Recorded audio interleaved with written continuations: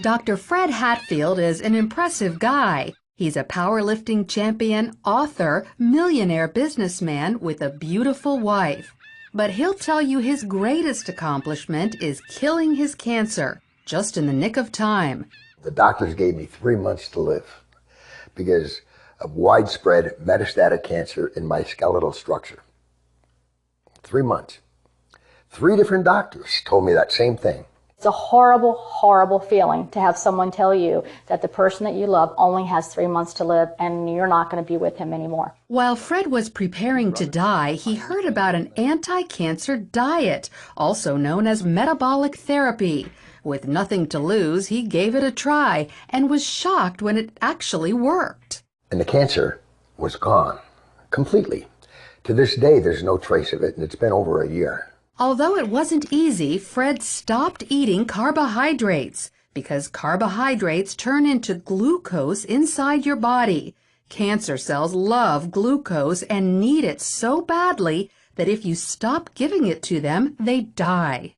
And it just absolutely amazes me that medical science is just now finding this out.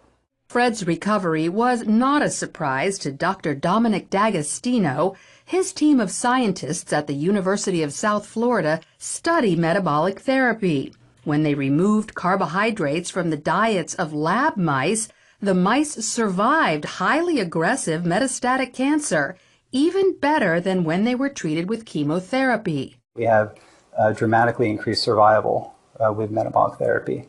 So we think it's important to get this information out. And it's not just lab mice. He's also seen similar success in people, lots of them. I've been in correspondence with a number of people, probably at least a dozen people, and over the last 1.5 to 2 years, and all of them are still alive, so despite the odds. And so this is very encouraging. All cells, including cancer cells, are fueled by glucose. But if you deprive them of glucose, they switch to the alternate fuel ketone bodies, all except cancer cells. A defect prevents them from making the switch to using ketone bodies as fuel, and therefore cancer cells can only survive on glucose. All other cells can use either glucose or ketone bodies. Your normal cells have the metabolic flexibility to adapt from using glucose to using ketone bodies. But cancer cells lack this metabolic flexibility, so we can exploit that. People like Fred, who deprive their cells of glucose and fuel them with ketone bodies instead, eat what's known as a ketogenic diet. It consists of almost 0 carbohydrates, but lots of natural protein and fat. You can go online and there's just cookbooks and, it's clean eating, just very clean eating. None of the sugars, the salts, the trash food.